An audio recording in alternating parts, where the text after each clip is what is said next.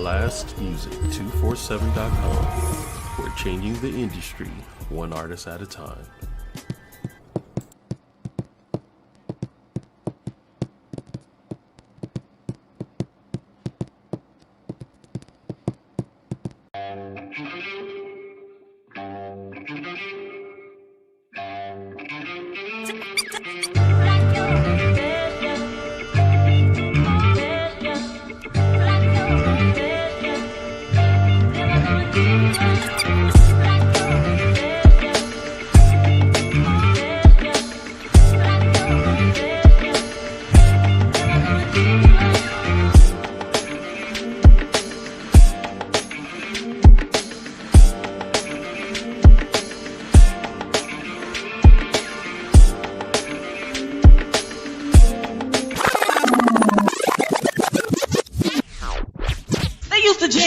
In the center.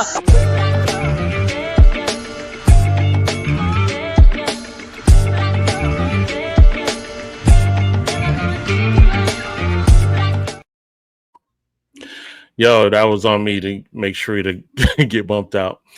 What's up, everybody? Hey, good evening. Welcome to the center. Hold on, let me kick it. I got it. Okay, you got it. Cool. Sharita, come on back. That was my bad. Anywho, family, there she goes. You got it, D-Ray? Yeah, I got it. Go ahead. Appreciate it. So, first and foremost, everyone, thank you for tuning in tonight. I'm the Beef. Got my man Jokey, D-Ray, the producer, Sharita, and of course, Mr. Mike Precise in the building. How is everyone doing this evening? Before we start, I would just like to personally congratulate Mr. Light Precise. Oh, I'm sorry. That's Sharita's fault. Sharita did that. Mike Precise. Mike Precise was actually here before everybody else. And just a little bit of technical difficulties. Yeah. So that's 2 for 2. So real quick, I want to I believe in miracles. My homeboy Kevlar in the building. What's up, Kev? Hey, what's good? How you guys doing? Can you hear me? Hey, what up, man? Yeah, What's up? Long time fandom, hanging out, watching while I'm driving, working. Shh, don't tell anybody. But No doubt. Getting it in, really just listening in, but checking in. So I'm glad to be here with you guys. Thank you, bro. We appreciate you coming to hang out with us. Kev is he's pretty much like a brother, man. I know Mike and Kev known each other longer, but Kev's my dude. Just man. A little bit longer, not much. Yeah. But nevertheless, a brother, lifelong brother, and it's good to see you, my man. Good to see you. Real quick, I'm gonna take like a 10-second pause to listen to this ill track that is produced by Sharita, my girl right here. Take a listen to this, y'all.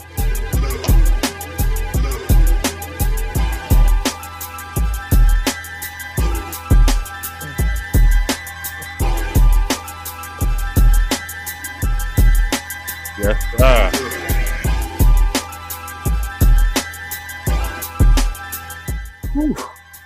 The head nod factor is strong with that track, man.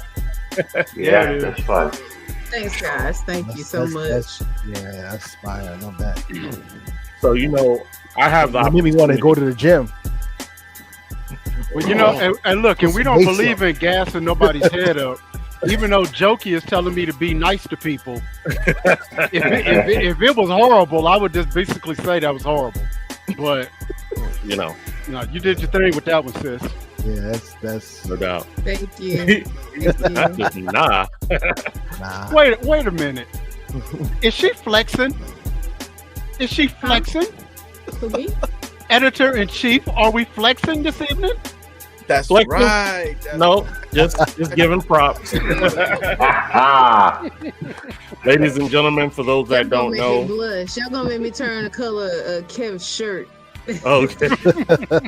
For y'all that don't know, God is good for all the things. Fact. That's all I can say. Fact. For y'all that don't know, Blast had acquired indiepulsemusic.com. And Sharita stepped up in the role of editor-in-chief for that website. So salute to you, Sharita. We appreciate you big time. All right. Thank you. So we got a slew, or as they say, a litany of things we can chat about. Are we jumping into the main topic? Oh, D-Ray, do the ads first, my brother. All right, I'm gonna pay a couple of bills first. First and foremost, I want everybody to check out Blast Radio 247. It's on Live 365. You can go to your app store on Apple or Google, download the Live 365 app, and find us, Blast Radio 247. We are the champions of independent music. We play a litany of blast music artists, as well as some of your other favorite artists. Yep. As of next week, there are 2 blast artists in particular that have erotic spoken word releases. Our good friend Paul Krim, who is the host of Louisiana Lyricist Lounge. Yes, sir. And Sunshine, who is the host of, what is the name of her podcast? It's a Shine Vibrations podcast. Right. Both of them are releasing spoken word pieces next Friday for Valentine's Day. Paul Krim's is entitled Attitude Adjustment. Yeah, and you look at the cover, let your mind go where it need to go. And Sunshine, My Man Makes Beats. Both of them will be available on the 14th on all digital platforms. As well as next Friday, we are presenting the erotic verses on Valentine's Day on Blast Radio 247, featuring our own DJ Sugar Shack and DJ Gooch. Yes, they're going to be spinning our best, nicest, Quiet Storm tracks, and we're going to try to do it all day. And we're going to come up with an indemnity clause, because we're not going to be responsible for any side babies, spare babies, or child support that comes as a result of next week. Blast babies. Blast babies. I like that. Baby. Pause. I like that. She said pause. Give me on the pause. Run DMC pause. She said pause. I told my sister that it is usually a PG-13. Well, I didn't say any other word. It still is. It's PG-13. Yeah, I just said side babies, side child support. I didn't get graphic. You the one that said blast babies. Yeah, because now that's gonna stick. I like that. She'll come You knew that he was gonna like that. That's a whole new merchandising line right now. Blast babies. Blast babies. That'll be available. We'll see, February, right in time for Scorpio season. There you go. There you go. All right. So check it out. Let's chop it up on the current events dealing with the Grammys. All right. Oh, man. That's a whole lot to fill in a short period. Go ahead, Sharita. First and foremost, shouts out to Gavin Williams. Yeah. Out of Philadelphia, by way of all places, but he represents the Triad, Greensboro, North Carolina. He played keys on 16 Carriages. That is a track on Beyonce's album, Cowboy Carter. He won a Grammy. Nice. On Sunday night. Shouts out to Rhapsody out of Snow Camp, North Carolina. From Jamila Squad fame, Knife Wonder. Shouts out to Knife Wonder. What's up?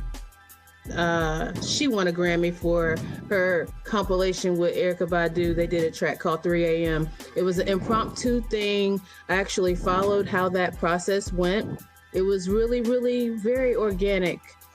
The track made waves and it won a Grammy. And shouts out to Tank Terrion Ball. She's a poet, y'all. Recites in the realm of Southern Fried Poetry. That is our regional poetry competition in the Southeast. She won a Grammy. That's dope. With her group. tanking the bangers on Sunday night. So those are some people that we're aware of, that we know and love and support. And shouts out to all the people who were nominated that didn't win, but you're still a winner in my eyes because you got that Grammy consideration. Go ahead, Mike Precise.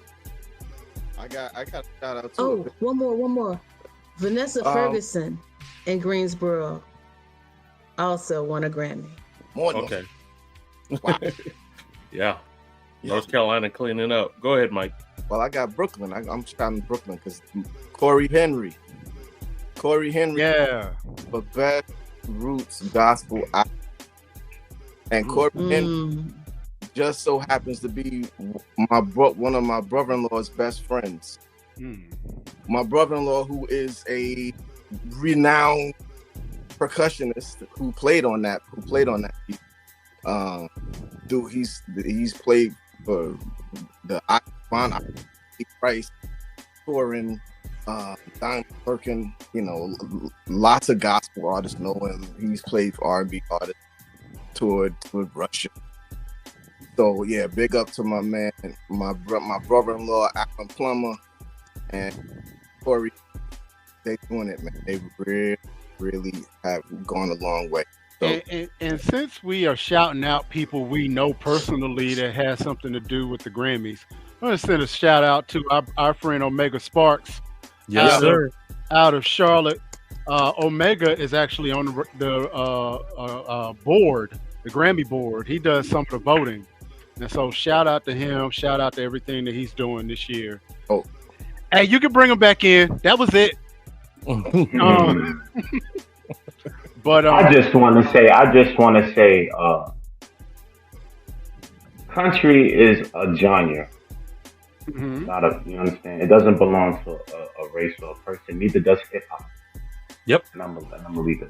But you can't tell people. You can't tell some people that, and a lot of people, even though this is a hip hop show, a lot of people are in their feelings that Beyonce won. And she was shut out of the CMAs. She was basically shut out of country radio. But she sold the most country albums, and she went home with the Grammy. So my advice, deal with it.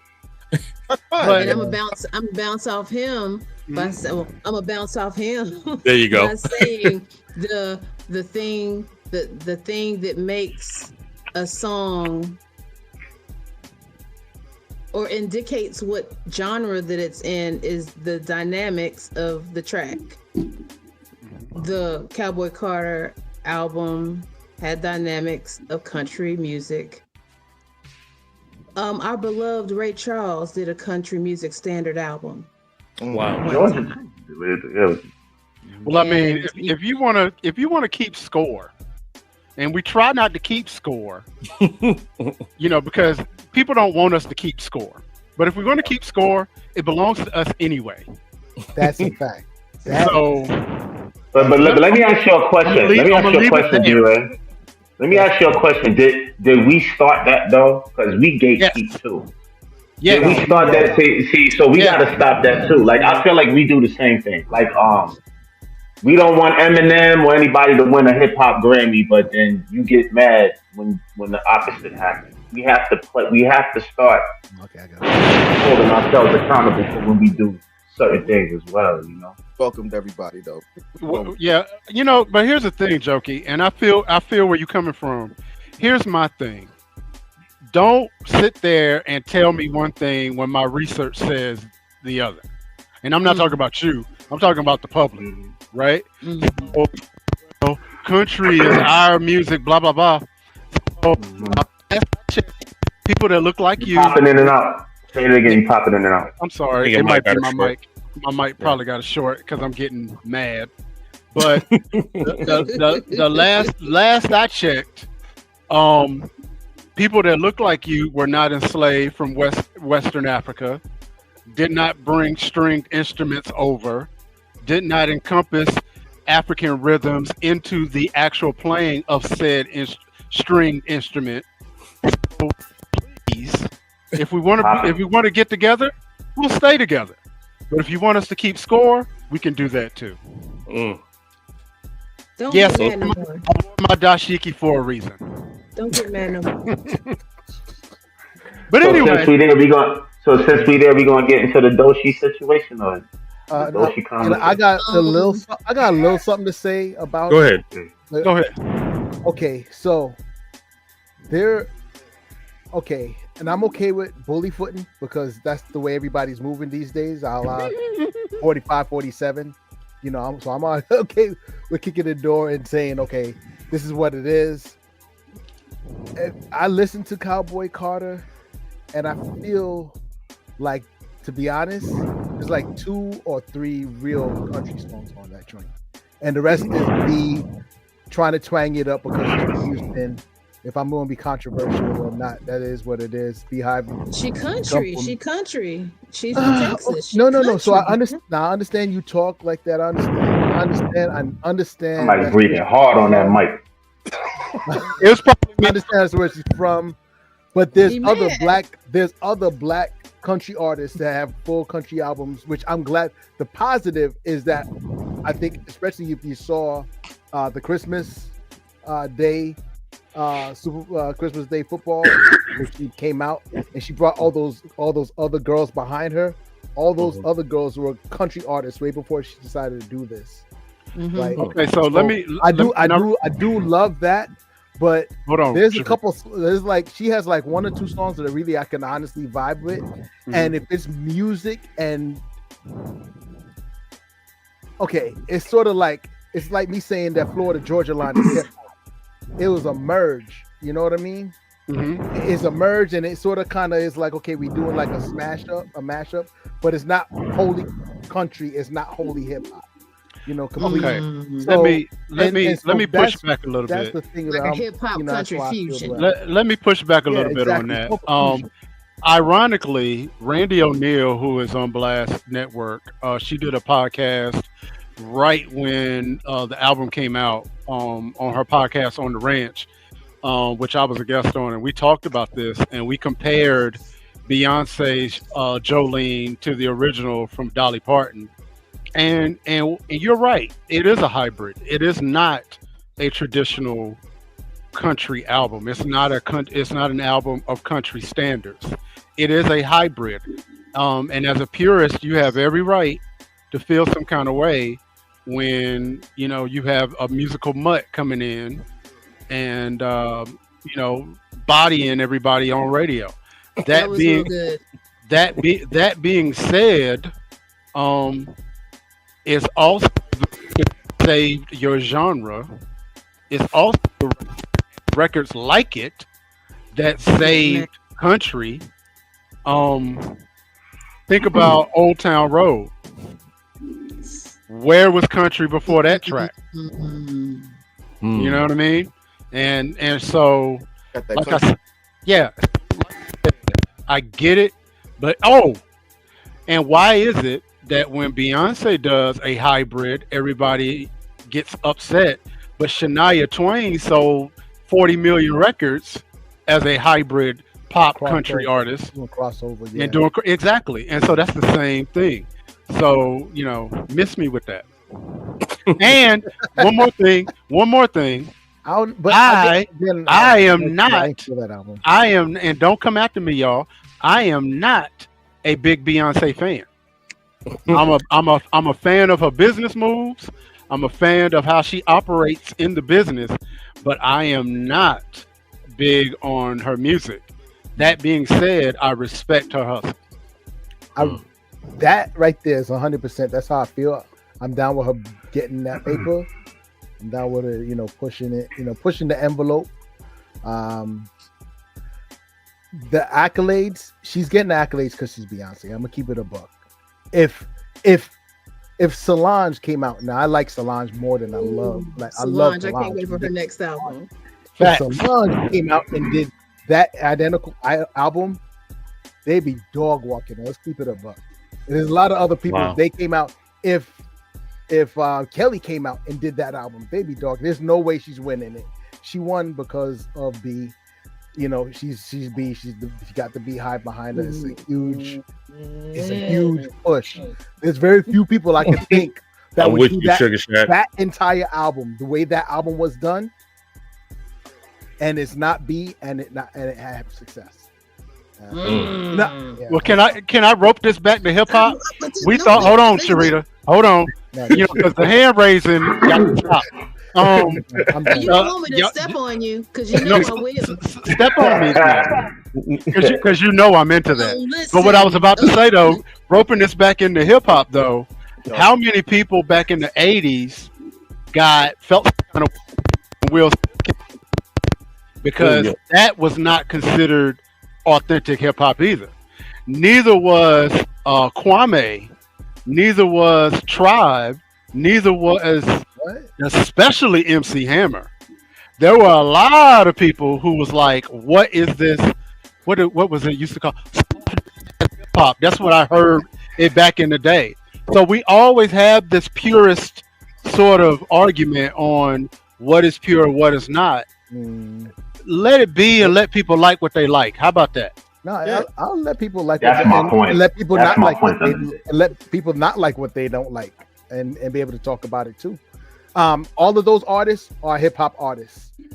You know, there's no way I could say Kwame. Kwame was coming off. There was that New Jack Swing era, you know, and Kid and Play, Kwame, Salt and Pepper. All of that was, we were dancing. We were doing. We transitioned from, you know, Sugar Hill Gang, you know, Grandmaster Flash. We transitioned, and they were still trying to do shows and stuff like that. In a way, like they were still trying to. There was underground, but they were still doing stuff, because you gotta look at that era. But the era that actually precedes that, you know, they were dressed up like punk rockers. You know, we had the spikes on our wrists, around the neck. You know what I'm saying? They wore the leather and all that type of stuff. Looking at Houdini, all them guys, right? But hold on. The only one that ain't in the club is Sharita. But think about this, and think about go back to MTV. Okay. How many people felt some kind of way when they saw Run DMC collab with Aerosmith? No, it was. Yeah. I was there, and I thought that was a smooth transition. I did too.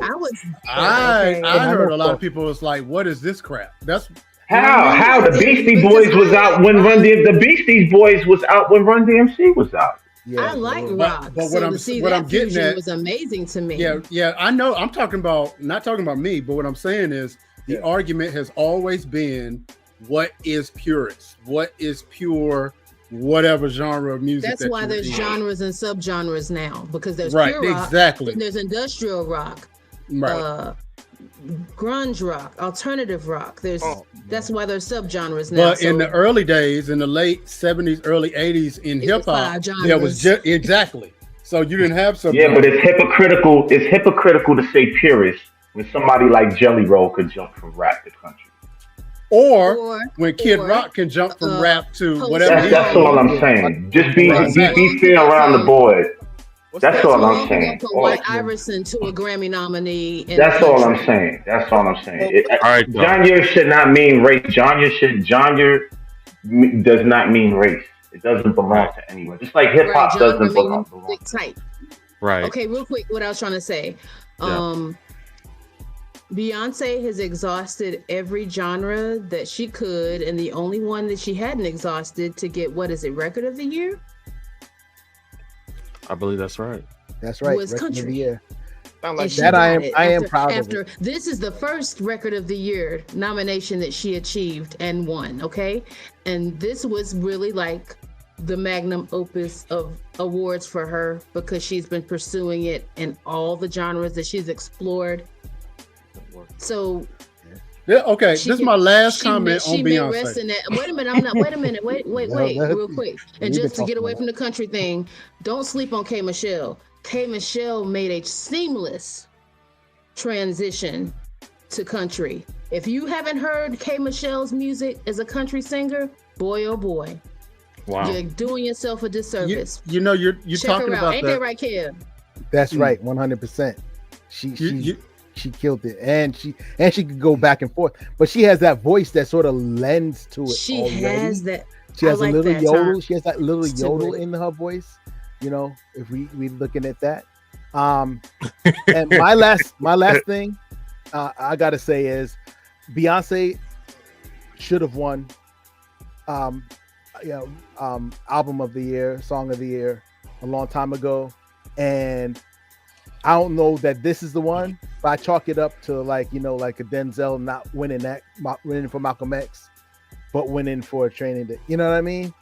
No. It's sort of kind of that's why I chalk this up personally, because my last comment on it is a grenade that I'm gonna throw on it. You ready? Go ahead. Because I feel a little sinister bastard coming up, so why not? Don't get mad. No, I'm not mad now, because I'm just saying. So that you might other thing, all that energy. That other thing has taken over. You look at Dolly Parton's record. You look at a song. It's got maybe one, maybe two writers, one, possibly two producers. You look at a Beyonce record. One song got 40 songwriters. That's one all I got. One writer per word. All right. So quick. Yeah, go ahead. Go ahead. We're gonna keep it moving because we still have tons of topics tonight. We didn't talk about the elephant in the room at the Grammys, though. Well, we're gonna talk about the elephant, but we also got to talk about Doechii and Doechii winning, and the question. Yeah, and on a mixtape. On a mixtape, by the way, it won't be a real album. But but see that also is the question: is that a social move? Mm-hmm. Is that an industry trying to send a message? I was confused. Or did she win that basically on her own merit? I ain't never seen nobody do nothing on a single, or EP, or a mixtape. So, Diggable Planet. I'm talking about won a Grammy? It wasn't a mixtape, but they came out of nowhere with that song and won the Grammy. Won a Grammy. Did you hear Doechii's album, Alligator Bites? Did you listen to it? It's dope. Okay, now I'm gonna say this. That's one of the most. I looked up a lot of things about the Grammys. It doesn't go by sales. It's from a panel of engineers, producers, and songwriters. That's out of and she went against Eminem, J. Cole, Future, Griselda, I think Westside Gunn. Yeah, I could see her winning because it's a more complete album. Like if you listen to the whole album, the versatility of it, you understand? It's not halfway Broadway musical, halfway chant, halfway. Yeah, but she was able to pull off underground into mainstream. She was able to pull off underground going into mainstream, which a lot of people can't pull off. Here's my thing, though. I listened to part of it. I've been watching some of her performances. And she does what a lot of hip hop artists can't do. She actually can perform. She's actually very engaging. Running out of breath. Without running out of breath, without backing tracks. She's not rapping over her own vocals. Yep. She's an entertainer. I give it to her. However, I have never seen a machine move so quickly to validate an artist. I'm used to hearing an artist and it takes them at least a year or two to get to the Exactly. I didn't hear about Doechii until last year, maybe August or September for me. She came out in 2016 though. She came out 2016. Sensation. Yeah. Right. Glorilla was an internet sensation and she won a Grammy. Right. So Cardi B. She came out 2016. Wow. So that's to me, it's like I question it just a little. But I can't question the artistic merit of it because the album was dope. The project is dope. Mm-hmm. Maybe she just really overwhelmed a lot of people's palettes. Yeah, that's it. I think the quality is there, and then you have the machine called TDE behind you. That's gonna be, monstrous. Talk, Kevin, talk. But that's you already see how they just crushing the dude. See, we can just levels on so many levels, with one dude. Can I ask y'all a question? Go ahead, brother. Can I ask y'all a question?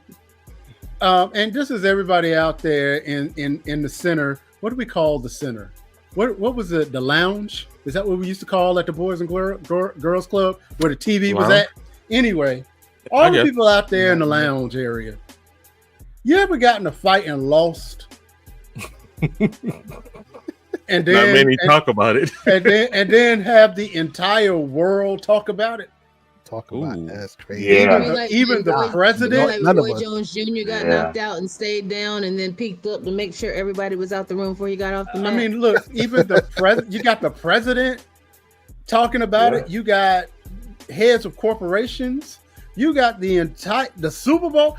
I mean, yeah. Dang. That gave him his crown. Kendrick Lamar got his crown. That's what that Grammy was. He won the battle. It's over. He won. All the way down. Wearing. There's no way. There's nothing else to say about that battle. That rap. No, you see Drake come out with the bullet holes now. Yeah. Came out with the bullet holes.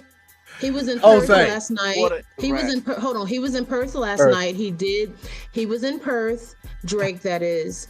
He started off his 16 cities tour overseas. His first city was Perth. And I can paraphrase this, but at the end of the show, he said, "I'm Drake. I came out in 2008, and I'm just glad to be here. And I thank my fans for keeping me here." And I think that was really modest, really cool. I think someone has been in his ear and told him to take this low road, go ahead and humble himself and be happy that he had a sold out show in Perth last night. You know what I'm saying? Be humble about the situation. Wait a minute, Jokey. Just keep getting your money. keep getting your money. Jokey, if you weren't gonna do it, I was gonna do it. You see the lips in the bit.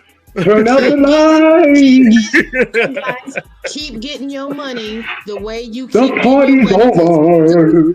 Because your mama house need to be paid for, and you got some things that you need to pay for. Keep your mouth shut and keep making the money that you can make. Too late, Sharita. It's too late. Too late. Anytime they ask your daddy, you're not listening to what I'm saying. He's got to get his money now from the road and merchandise sales. You're right. He ain't gonna be singing oldies but goodies. Yeah, he'll always get that. It's catalog. But he's finished. But what I'm saying is, hey, the industry money is gone. Stay in your lane now. Wow. Now, Sugar Shack, you said Drake is lucky. I'm sorry, but that was pure luck. Are you talking about the battle, or are you talking about Drake's career? Oh wow. The career. The career is pure luck. I don't know. Drake did his thing. I was never a fan of Drake. He had a good run. Yeah. I was never a fan of Drake but that's what I didn't like is what everybody else liked. They liked that monotone, sort of singing, sort of rapping. You can't really tell what it is. And is it R&B? Is it rap? And but it's very, on purpose. It sort of kind of hypnotized you in a way. And then he did his thing. I can't take nothing away from what he did. Of course, we all know bite the screen. This dude because you can say what you want. It's a trending. It's trending. You here today, you gone tomorrow, and that's how trending is. I was a big Drake fan. He started the trend wave. You live by the sword, die by the sword. But the elephant in the room is, he did Mad Dudes Dirty, doing this, the come around with afterwards on Lil Wayne, on Future, or whoever else. He didn't do nobody dirty. The machine did him dirty. They utilized his material. How? You was number one on Tidal. You was number one. No. All the social media platforms, he was number one for over 10 years. Number one on every social media platform. Messed up and I can only really speak from as a fan, right? As a fan, I love Drake. Okay, I loved his story. He was sleeping on his girlfriend's daddy basement floor. He lost the girl. He went out into the world, got his money, and something changed. Something clicked in him, right? I think the fame got to him, and he popped his collar way too many times, and it wasn't stiff enough. You understand? And he thought it was something. Every dog has their day. I don't care who you are. Every dog has their day. Everybody gonna fall off. I'm also a fan of Kendrick Lamar, Section 80, Mad Kid, Mad City, all of this. Kendrick Lamar is a genius lyrically. Okay, so my man Udon says Drake has to recover, but my man Jay Blaze, Drake cannot recover. I agree with you, Jay Blaze. I am team Jay Blaze. He has to, but he won't. Recover. I mean, he's still gonna be good. He has so many hits. He's still good. He has so many hits, but he'll never be 2008 Drake again. He'll never be Pound Cake Drake. He will never be 29. He'll never be 2016. That's what got him in trouble in the first place. Let me tell you something, and they ruined the industry because what they exposed will never. It's just like the housing crash. We had a music crash. The same way. There's no more fudging the numbers. There's no more giving people 250 views and they only got 10. There's no more of that no more. Jay Saw is in the building. What's going on, Jay Saw? Drake had them bars back in the days. Oh, go ahead. Drake had them bars back in the days, like way back. No cap. He's still dope, though. I just wish he would switch up something. His last few albums give off the same vibes, and you're right. He should do features. Jay Blaze is on the team. He said Drake is an actor. Kendrick is hip hop through and through. Absolutely right. Ding, ding, ding. I think that one you could be looking at that anyway. You can't any way you want to because there's so many actors that hip hop artists that actually transition into hip hop, into rapping. Okay, let's rappers turned into actors, not actors turned into rappers. I've never seen actors turn into rappers since Marky Mark, and he didn't do that well. Rap is finished. Rap is finished. It's all about influence now. If you don't have no influence, nobody want to hear you rap no more. Nobody cares about it. Right about that. All the great rappers are not doing well. It's all about influence. I will say this: they're not doing well here. Resurfacing and resurgence. They're not doing well here. Now, the rest of the world, just like Drake had to go to Australia, the rest of the world, Wu-Tang, Public Enemy, Run DMC, they can go and do shows and make a really good living. But here in America, what he said. So, family, I'm gonna go ahead and go overseas. And wait a minute, though. We can't move just yet. Because we do really need to talk about the subliminal shots that Kendrick still is throwing to Drake. But we did not congratulate Kendrick yet on his 5 wins. He was nominated in 5 categories and won every single Grammy. Salute, Kendrick. And now you can talk about what he did. But see, here's the thing. When I congratulate him on them Grammys, which I'm proud that he won, it still feels like I'm smacking Drake. Because that's what he wants. Winners don't get sprinkles. Dang. That's a bar. Like that. But that listen, was a bar. I'm gonna go ahead and play a little throwback joint like I always like to do. Let's go. And this right here, this is an iconic joint. These are my boys, Run DMC. We're playing Down with the King. Shout out to CL Smooth, Pete Rock, and Run DMC in the building. Whew. So much to unpack. So much to unpack. So much history. I was traumatized. Got the same energy. Listen, I love that record. I gotta say something. Let me hear what you're talking about. Go ahead, Shrita. Go ahead.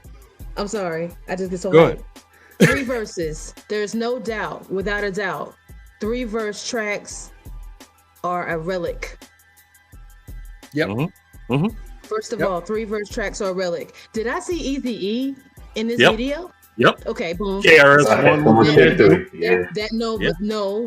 brings me back around to this, the New Jersey, New York thing, because obviously you see the Naughty by Nature vibes there, but realistically, if you think about, well, that's what I'm saying, where it was stretching them, whatever, like I don't know. Maybe some of the upstate guys can speak on that if they knew. But it's like Run DMC were actually able to step out of the Adidas and get in some Timbs or Gore-Tex or whatever they were wearing and really get grimy on this track. Mm-hmm. You know what I'm But saying? remember, that was a resurgence. This is they had came back out after they took a hiatus. Totally. But I'm saying it looked like it could have mimicked, Vinny and Tretch doing their thing. It looked like that. It looked like it, but then again, it won't, because that was just Run DMC really resurging as the Kings. I don't know. No, I agree with you. I'm sorry. I just wanted to say they absolutely jacked that wave. You know what I'm saying? That's what you do. You start doing what the younger generation do. That was a good observation. And I'm a piggyback on that too, because I remember when I first heard this song. Before this song, I was kind of a Run DMC fan, but I felt like that style had kind of been played. You know what I mean? And I was so proud to hear this song. Yeah. It was just like the Kings are back. You know what I mean? Mm-hmm. And that's the vibe that I get every time I hear it. Yeah. You know? Mm-hmm. Yo, go ahead, Mike. They give a lot of love to Pete Rock for bringing back out. They literally say, "Yo, owe him our careers." Yeah, going in and out. Yeah, I'm gonna tell you, that flow Pete Rock has on there, man. I get hyped every time. It's just so he's just so laid back with it. So let me put my big black. Who was the best MC on there? Who was the best MC on that track? You know what's funny? I don't look at Run DMC as MCs. Like, they're masters of ceremony. Like, the way they rap, like, there's a difference. Like, lyricism, like King. I think Ron killed it. But they have two different. He was ready. I think it was a good combination of masters of ceremony and then lyricism.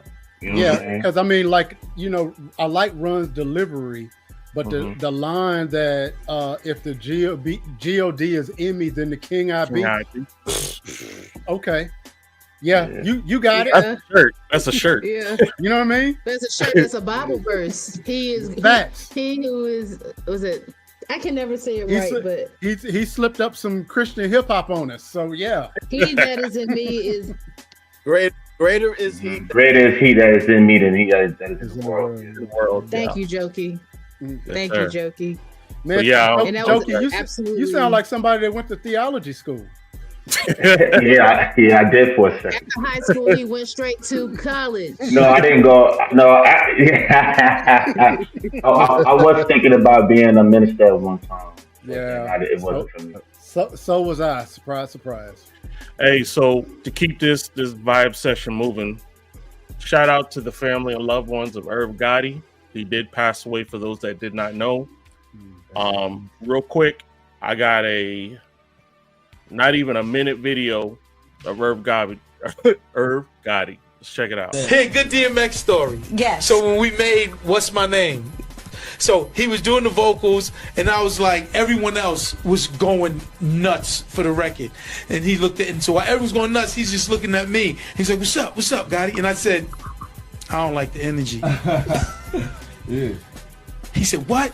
And he got mad at me, right? I said, I don't like the energy. I said, yo, this is supposed to be a thing, and yo, I don't like it. Yo, turn the mic, and went back in there. And listen, you think it's a game? You think it's a fucking game? Is he talking to you? He's talking to me.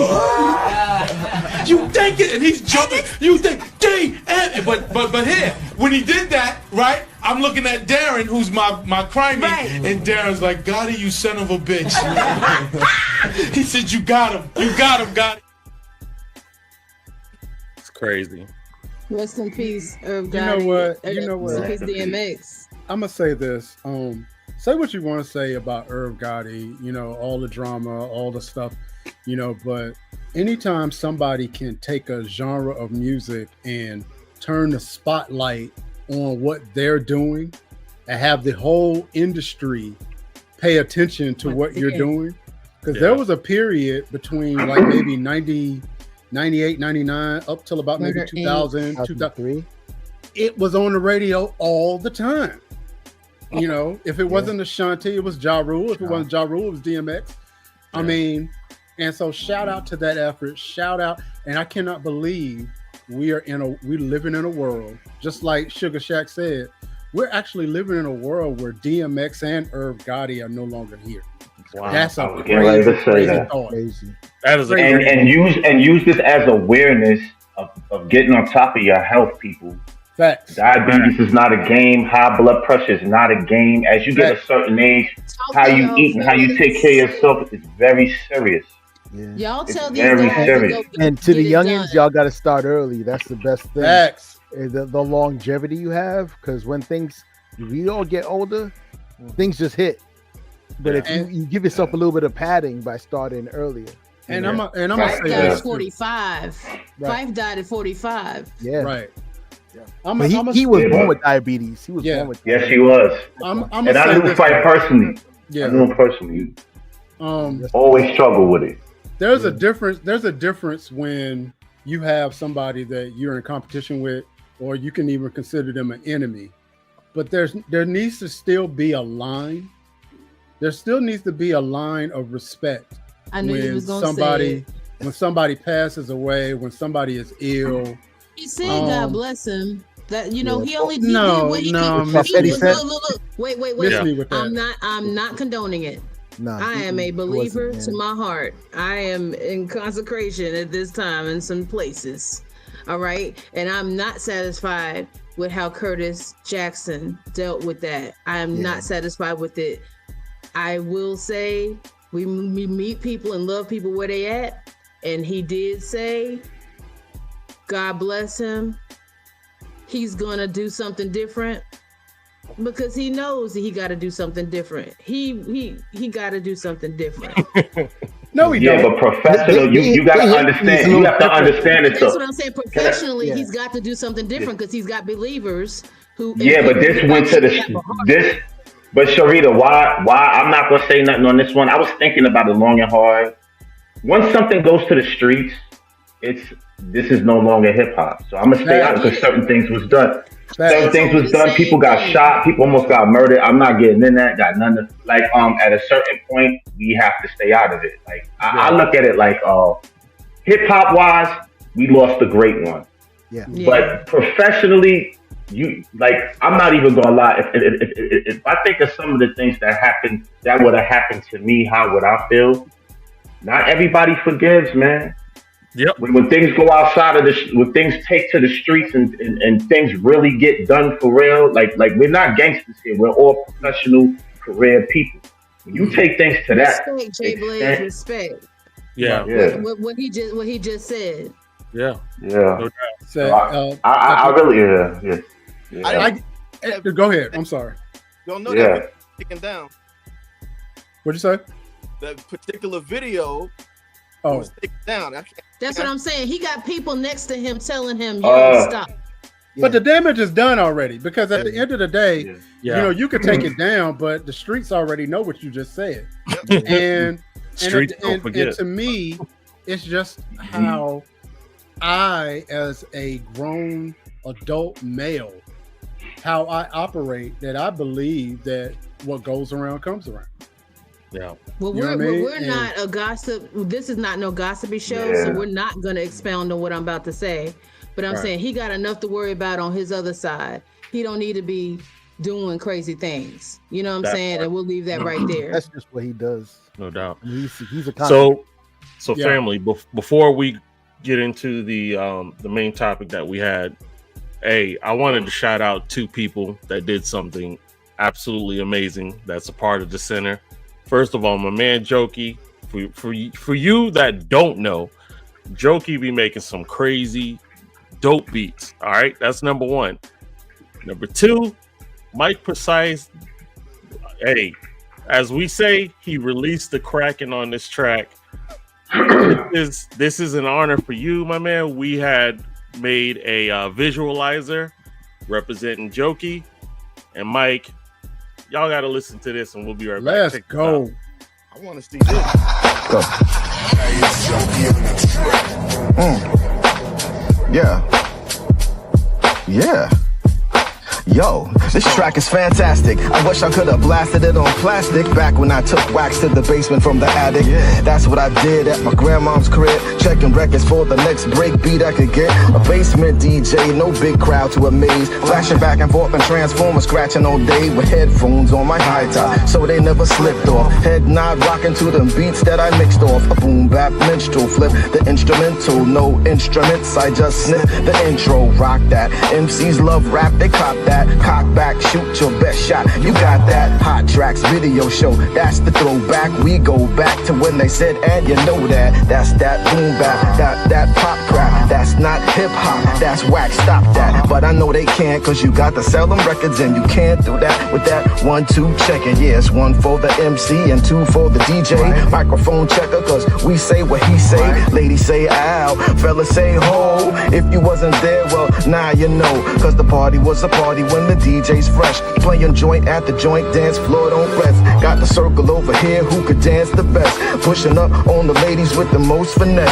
I got my gear from the city and my kicks from the Ave. Can't tell my homies I don't want them to have the same outfit from the spot I found. Up the block from the cheap pizza spot uptown. There's a lot uptown, but I default Jamaica. Queens from my teens didn't have much paper. Took the N6 from my Hempstead residence. Cash in my socks to protect dead presidents, just in case. Stick up kids is busy. I got no strap, I ran track, I gets busy. I'm faster than the average hard rock.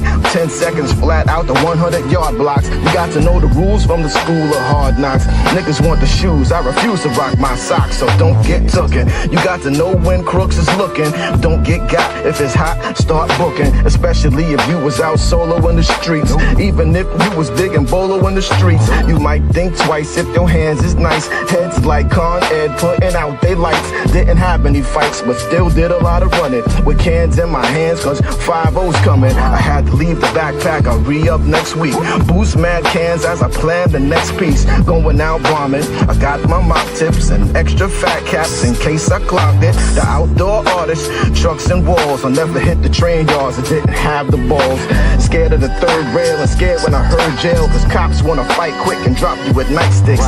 That was the thing before Ride Me King. They used to beat us, balled up in the ground like a fetus. No Roscoe, Pico, trains and Cletus. Mess around and get laid down, they delete us. Part 1 of my 80s life, my 80s life, my 80s life, my 80s life.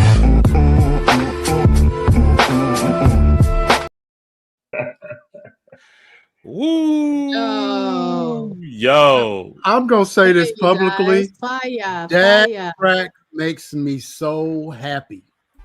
Yeah, I love that track. It's reminiscent. Yeah, y'all did a good job with that one. Great job, fellas. yeah, that was fine. It's me, but it brings everybody back. Yeah. It's just good to see Mike rap. I haven't seen Mike rapping over like rap on a beat in over like damn 20 something years. Wow. Yeah, it's been a minute. Jose said it for everybody. Bruh. Good job, Mike. Hey, Veep, run that writing, back. man. Run that back. Keep writing, yo. Woo. Yeah, we're loving that. Oh, you got a J Saw. Say what's good with it. I got this. What's good with it, Blasphams? Yo, Mike, you killed that track. I think you meant, I mean, even back in the days, you've always gave a different type of slick vibe with the words to match. You still got it, OG, real hip hop. Boom. Oh. See, you had to say it like J Saw would say it. What's good, fam? No, okay, I'm done. Love you, bro. All right, y'all. So let's hit this main topic. All right. Here we go. Why is it that men and women seem so misaligned in hip hop, and what can be done to correct it? Nothing. Facts, geez. J Saw, Jokey killed that track. That track was laced for real.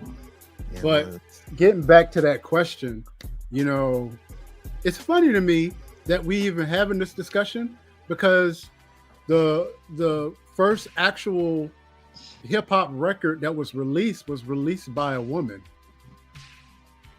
Sylvia Rome, Sugar Hill, technically. So it's always funny to me that we are having this conversation when something was helped to be birthed by a woman. So I mean, because women birth stuff. Women do birth stuff. Yes, they do. And so the question is, where did it go wrong? When men, I don't know. I think black men and black women haven't been aligned in a long time. We haven't been aligned in a long time. Even if you can name, I only can name. I sat today and tried to name how many hip hop successful couples. I mean, where they both in entertainment hip hop, and I only can name 4. And even those, they have an understanding. It's not a regular, like, I named Jay-Z, Beyonce. You got Rihanna and ASAP. You got Tiny and T.I. And who else? Alicia Keys and Swizz. And I couldn't name another. Like hip hop. Like, we're not aligned. Like, I would add KRS and Miss Melody before she passed away. Yeah. I would add that to that list. But you're absolutely right. And I kind of feel like, when was the first hip hop song? What was the first hip hop song that we all heard that you were like, okay, that just ain't right? That, you know what I mean? What was the one that you heard that it was just like, for me, I think it was Gangsta Gangsta by NWA. I was just like, I really shouldn't be saying this. Even as catchy as it is. Yeah. And the sad fact, I think I snuck out of Sunday school. Oh wow! And was always sneaking out of church. I was sneaking out of church. I was in because I had an older friend who was like maybe 2 or 3 years older than me. He had it in his car, and he had parked across the parking lot, and we're listening to NWA while church is going on. And I was like, wow, I shouldn't be listening to this, but it's catchy though. You know what I mean? And I got very similar. Yeah, I got one as a woman. Ain't no fun unless the homies ... I know that song word for word and used to sing it with my homeboys, but the thing about it was I was always like the roundaway girl, not the roundaway girl that the homeboys know, but I was always that homie, the girl like was just one of the guys type. And so I know all these songs, and I really would isolate myself from the women that they're talking about in these tracks, right? But as a woman, I should have never even condoned or even had those words escape my lips because of the fact of what they were speaking on in regard to women in general. And, I'm highly apologetic about that. I can say that publicly. But at the same time, it was hip hop. It was rap. It was fresh. It was cool. And it made sense at the time, But at the same time, they were talking about what they knew. Right. That is what hip hop is. Culture and life and stories surrounding the lives that people have led. From NY to LA, around the world, that's exactly what it is. And I think somewhere in there, it's gotten misconstrued by materialistic things, money, clout, and fame. But men was always disrespectful. Even Latifah, like, who you calling them? You know what I'm saying? Like sit there at the chin check dudes, but come on, like I love that track, and I love Latifah, so I felt really ignorant in 1993 when I'm singing "Ain't No Fun." Blah blah blah. Hold on. Wait a minute. Now, Sugar Shack, you can't be up here trying to get no extra credit points. I see what you're doing, Playboy. I was in his crew, right? When we were friends before we got married. We were just friends, and I was literally one of the guys. And so, like, he can attest to these moments, and of course things change, obviously, when I became his lady, but, Before Kev, I want Kev to ask his question, but I never hung around dudes who acted like I hear these guys act on these records. Right. Those guys were not in my circle. Yeah. And so that's good for you to say they rap what they know, maybe. But I think that there came a point where I think they were rapping what's popular, not what they know. That's right. It's That's cool why I to do said it. fame, money, Yeah. materialistic things. That's what people started rapping about. 2 years ago, a friend of mine asked me to, and you know what I'm saying? So that was like because if you talking think about the it, things you know. because you know, we knew we were going to do this topic, and so I was thinking about it. I mean, think about like La Di Da Di. Was that really a respectful song to women? No, but he Not was at all. really serious. That was what he experienced, though. Well, treat him like Just a like go to Yeah. the doctor Yeah. by Go to Coach the doctor, Bobby. right. That's what I'm saying. It was second language to talk like that. Yeah. Love is gonna get you That's the Sonic. by KRS-One. Like, I know that he's not proud of the person that he was. He's a teacher, all right, but he's a. Everything is fine. Brought myself a Uzi and my brother a 9. You think he wants to really feel like he's embodying that, but that was really a lifestyle at one point in time. Before he became. I want to start some shit. Though. I want to start some shit. Can I start some shit? That's what. Wait, How do y'all feel about Snoop and Nelly and Rick Ross and them at the inauguration? Hold on. We're gonna start What did I that. say? Materialism, We're gonna money, start it. and fame. Materialism, Well- money, and fame changed the game from what organic hip hop used to be. Back Hold in on. the That day, is- do you really think We during had the message. NWA era that Yeah, hypothetically, if Snoop, I can't even say that because you know that was the Reagan era. I can't say that. The last Republican presidents that we really did not subscribe to. Okay, the Bush Jr. Imagine if Snoop Dogg performed at Bush Jr.'s inauguration. Wasn't that? That's an absurd thought, right? George Bush hates white people.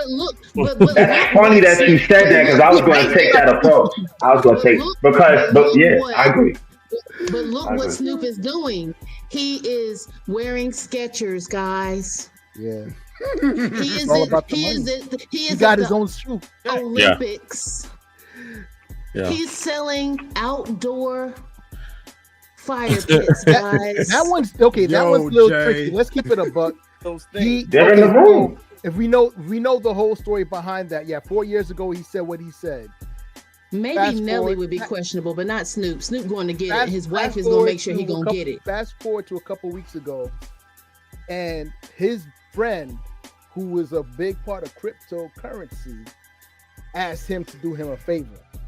So it's like an indirect. It's like that sneak dissing Drake be doing.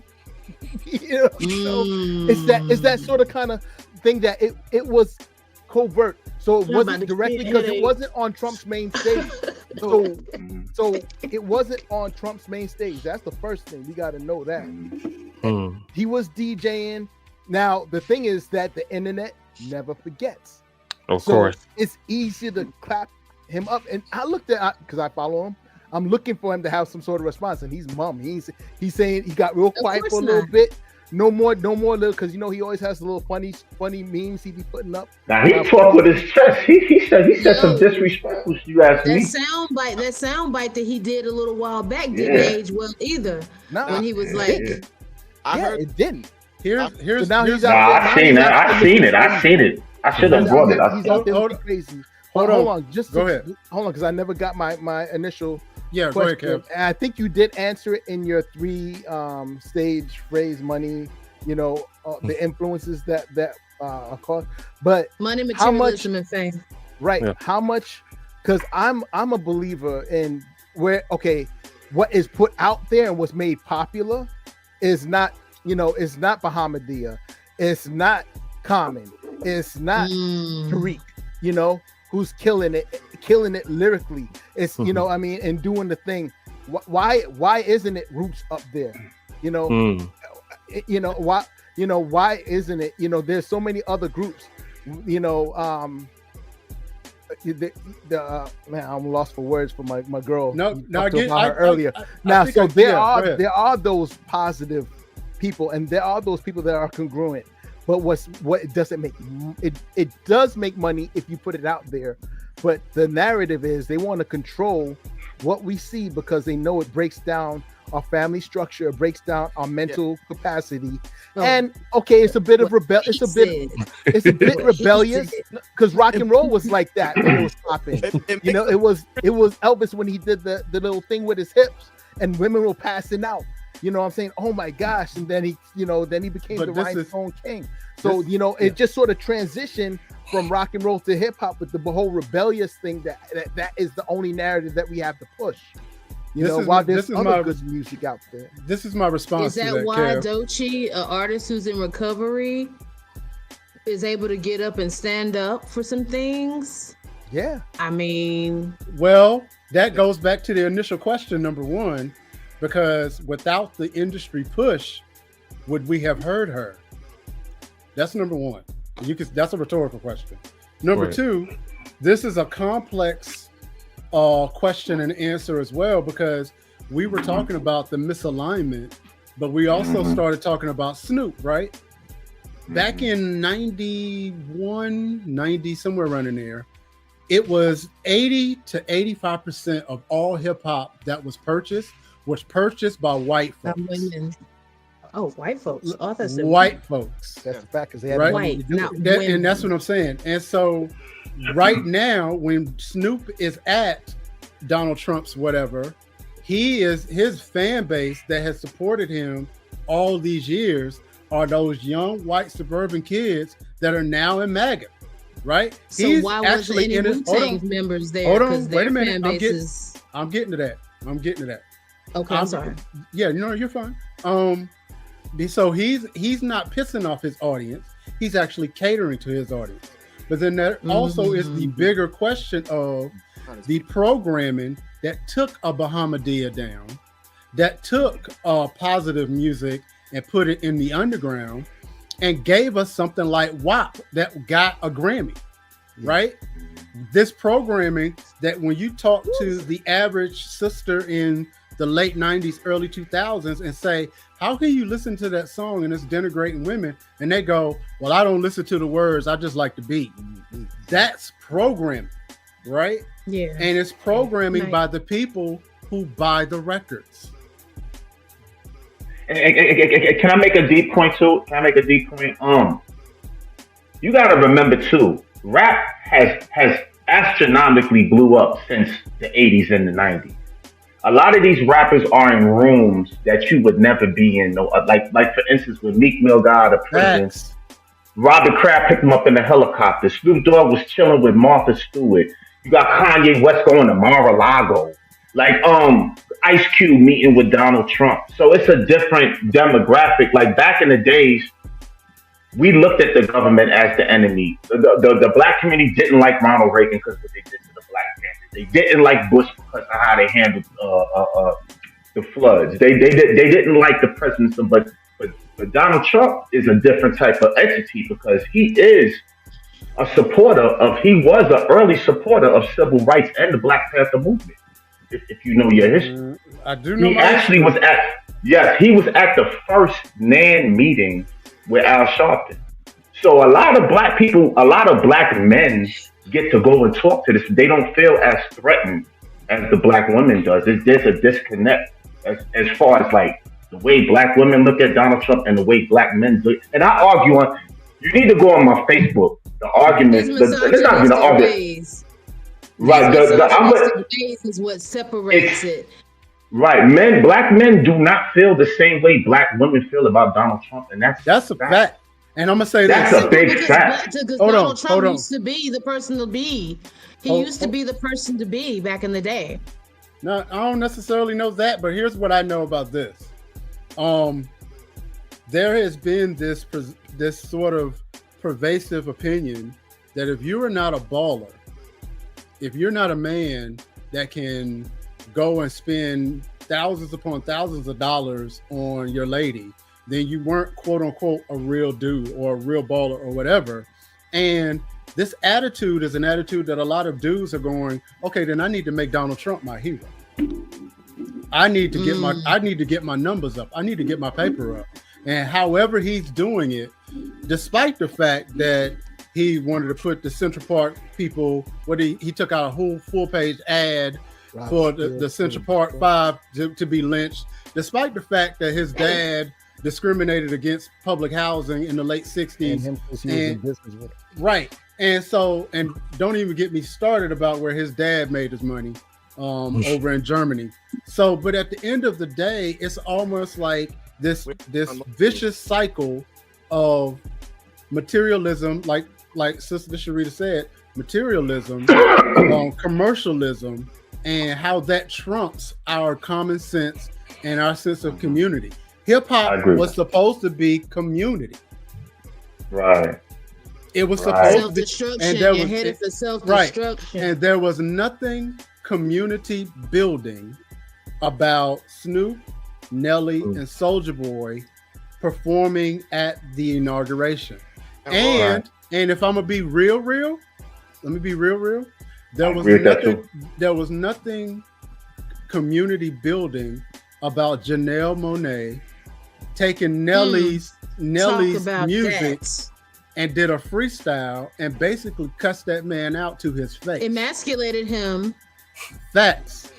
Now I give her credit, and she's got guts to be 4'10" and 125 pounds soaking wet. Hill. I'm sorry, I was going to say that. But, but let me ask you a question. Should the conversation be had? Because there's a disconnect between the black man and the black woman. And it's showing in the hip hop community. Yeah. I mean, if you're going to have that conversation can go back to the plantation.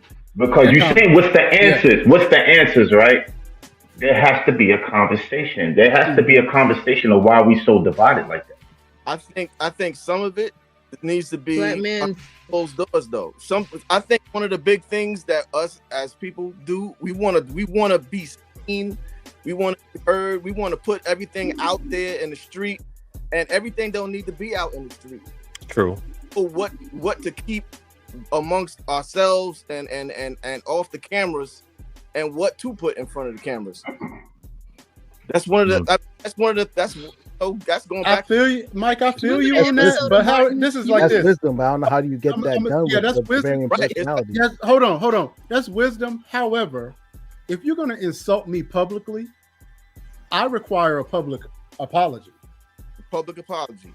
They represent hip hop, and if they know they're representatives of hip hop, if they know that they have that kind of influence, one of you guys' favorite words, influence. That's joking. If you knew that you had that kind of influence, why would you take that approach? You did not see Al Sharpton there. I'm out for presidents to represent me. I'm out for presidents to represent me. But he wasn't there neither. I'm out for presidents to represent me. He wasn't there neither. I'm out for dead presidents to represent me. And live ones. And what kind of culture? What kind of culture you gonna have if we're not speaking? Yeah. Well, that's the thing. If you're gonna, if we're not speaking, I'm doing one thing and you doing another. I don't.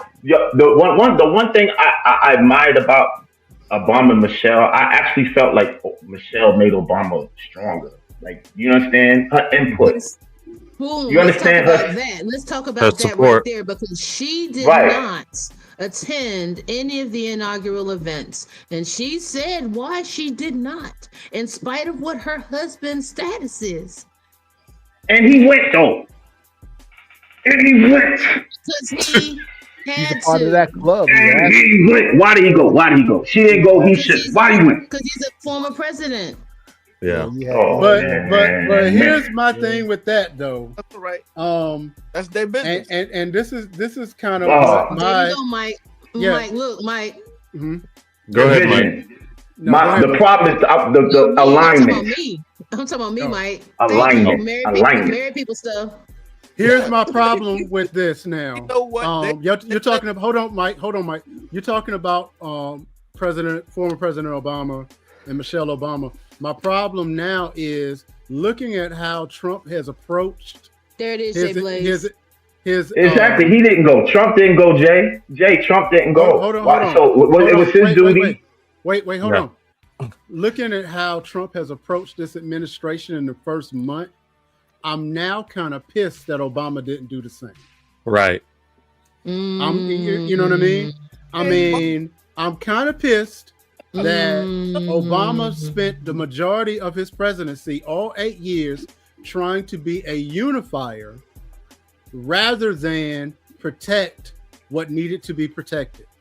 And specifically the last four. He know his exactly. Just if he like did in we the just front, said he about would have Snoop, gotten knowing in that the he's second. a representative of hip hop. Obama is a representative of what you just said, unified. That's why he went. Yeah. But getting back on alignment, he did not like. We're doing two different things now.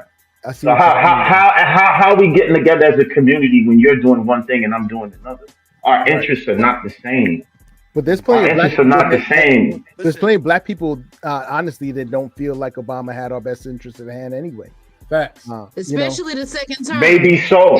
But I'm talking about no. But Kev, this is what I'm talking about. Fine, your political views, your political views. Yeah. But we in a household together. You, my wife, and I'm your husband. How are we not on the same page? How are we not on the same page? Well, you heard the rumors. You heard the rumors already, right? The man, especially when we know that the man is supposed to. I'm hoping they align. Lead the household. If the man is leading the household. If you want to take that approach, yes, she should have gone to represent her husband. Not that they agree. But that's not. Right. But that's not the saying that he shouldn't have went because Michelle didn't go. If that's what they chose to agree on, then that's it. Because as a former president, there's just some things he's just gonna have to show up for. Another former president. Would it have been treasonous? Would it have been treasonous for him to not go? Another former president going to Jimmy Carter's funeral. And that was one of the most popular Democratic presidents in the last 30, 40 years, right? Yeah. He had to show up for Jimmy Carter.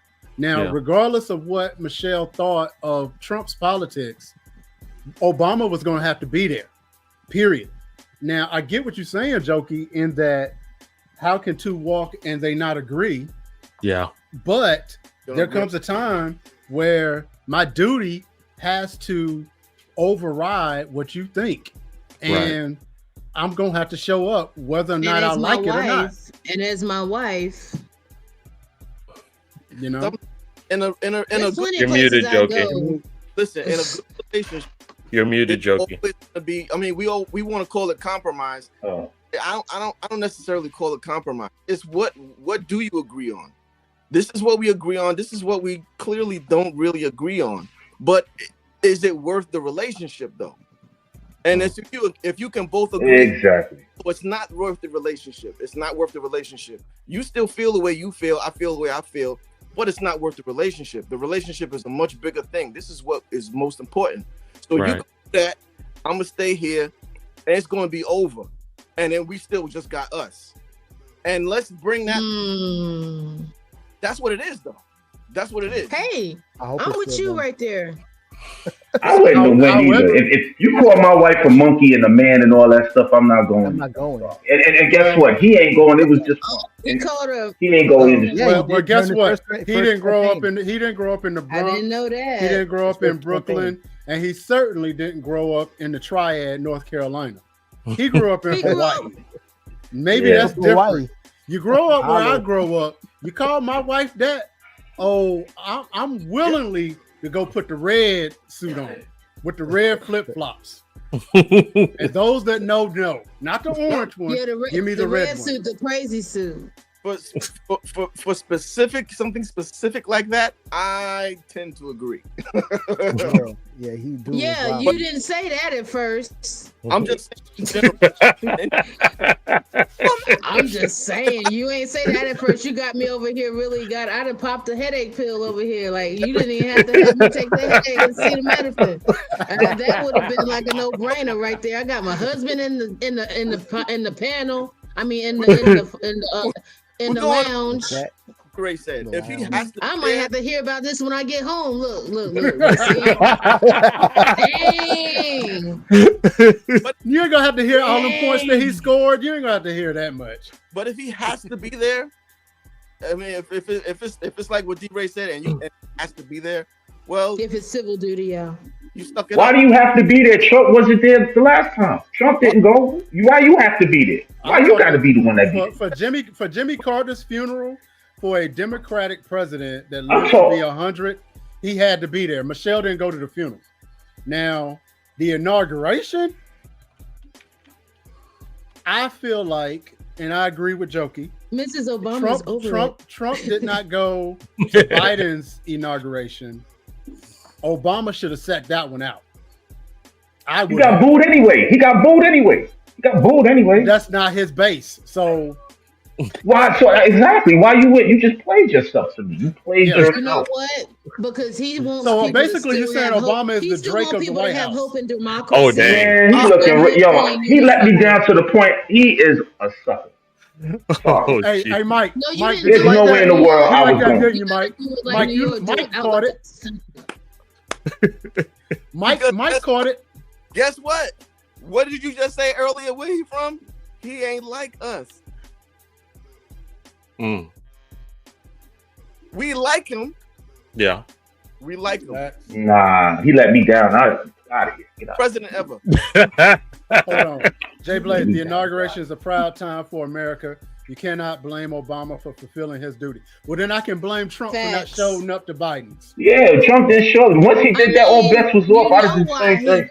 You know why he didn't show up to Biden's? That's being done. We know yeah, that is funny. Drake at the White House is hilarious.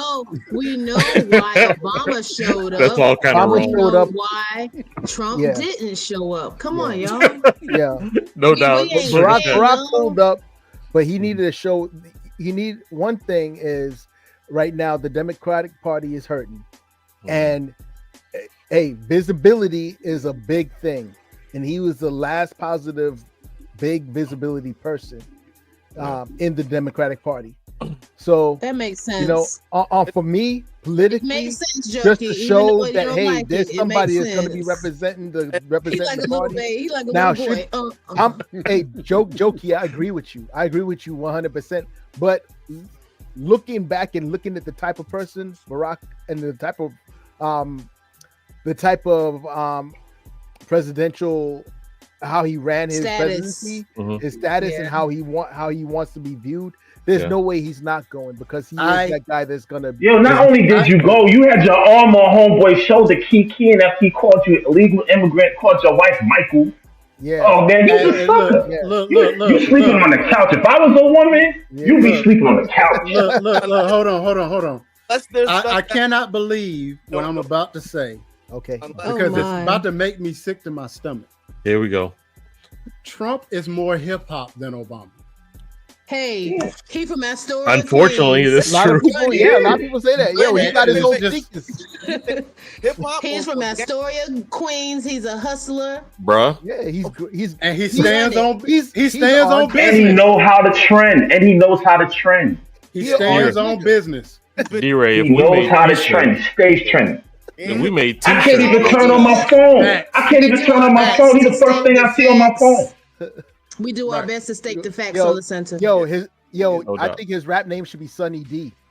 My God. Oh, stop it. Read your shirt. Nah. Yo. That was funny. Hey, MC Cheetah. MC Cheetos. I like that one. Tangerine Tyrant. Yeah, Jay. We fought. All I know is, in spite of all of these things, we got to keep our country in prayer and keep our leaders in prayer. God bless Obama for having the humility to even consider going.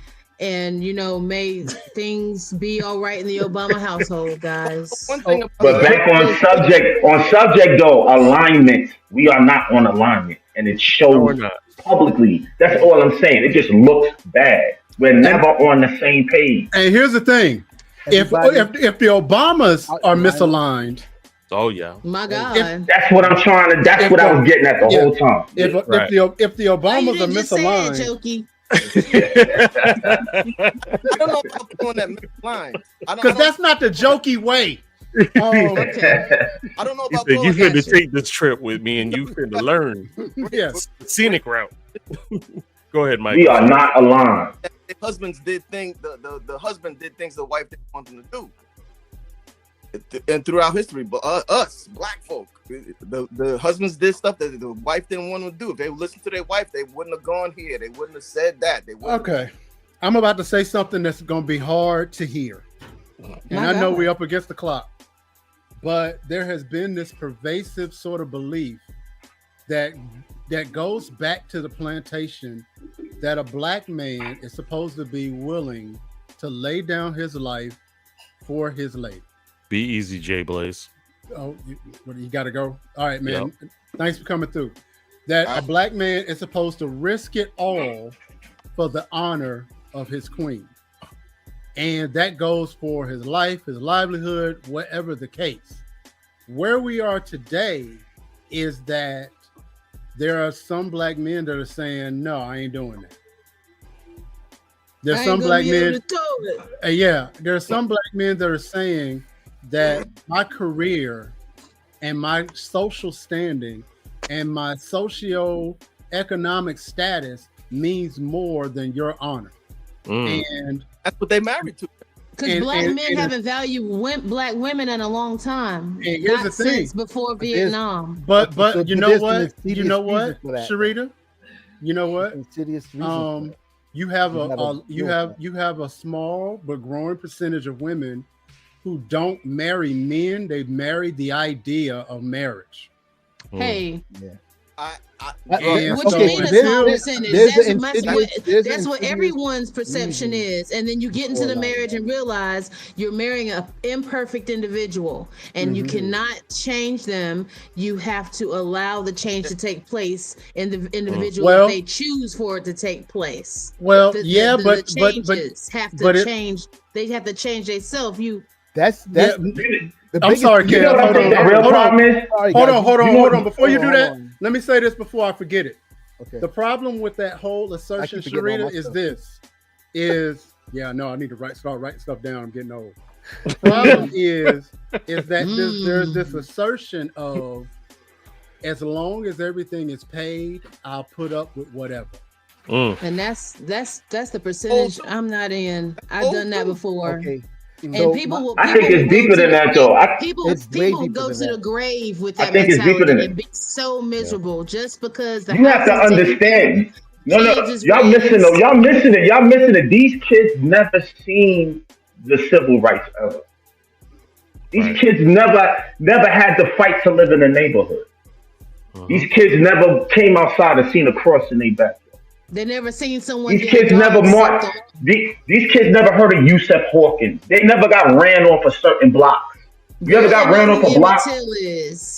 They don't know, so they don't understand. Like they don't understand because we are the last. Us right here is the last.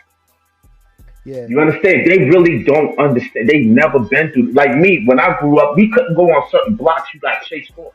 Howard Beach, Bensonhurst, certain places that you couldn't go there when we was living. Long Island. They had to fight for us to move to certain areas. They never experienced that. A lot of our kids grew up in multicultural, and they still don't really speak. Everybody be on their phone doing them, but they live cordial. But they never lived that life where they had to fight. Right. And we don't want them to. We don't want them. They got to now. It's going back to that. It's going to go back to that. That we have. They're going to have to. Everything we tried to avoid for them is going back to that. Hey, look. The funny thing. Go ahead, Mark. Go ahead, Jokey. I'm sorry. Just like to me, the most clever slogan was, "We're not going back. We are going back. We are going back." And to me, making it great again, huh? Right. To me, as long as there is a lack of value of human life, when you have a society that you can become a multi-billionaire just based on your body part, not based on your body part, right? When you can get on Twitter and think that now you can say any and everything that you want to say. I don't know where that feedback is coming from. I don't know. You can say any and everything you want to say just simply because you're a billionaire and think it's okay. As long as we're there, we're going to stay misaligned. And it's going to take some kind of cataclysm to move the needle a little bit closer for us to get back. But it's going to take some work. Yeah, because people think they're going to Cheesecake Factory bad. What is going on? I guess that's our cue. Oh well. Well, we're gonna take advantage of this time to bounce out. But hey, I want to thank everybody for hanging out with us. Make sure before you leave, make sure you like, subscribe to the channel, and hey, we will be here next week. Well, we won't physically be here, but there'll be a show next week. So definitely come check us out. We appreciate you guys hanging with us. And man, real quick, if in case you're an artist, spoken word poet, or a comedian, go to blastmusic247.com. There's a QR code, scan it, and it'll get you to the website. Registration on the Blast Freemium is free. Take advantage of it. As well as fans, unlimited fans, go ahead and have access to hundreds of independent music. Guys, this was an amazing one. I know a lot of our topics didn't have complete closure, but we ain't got enough time in the world. You know how that goes. Man, we done drove Sharita to the salt and vinegar chips. She done went into the snack drawer. we sorry, Sugar Shack. We done drove her to the stash. We're so sorry, sis. We're sorry, Sugar Shack. He gotta have to undo this. I don't know. We didn't eat dinner yet. I know I didn't eat dinner. No, I'm with you on that. So listen, guys, again, we love y'all. Thank you very much. And just like Rakim, it ain't where you're from, it's where you're at. So always keep it at the center. And we out because this feedback is nuts. Peace. I have no.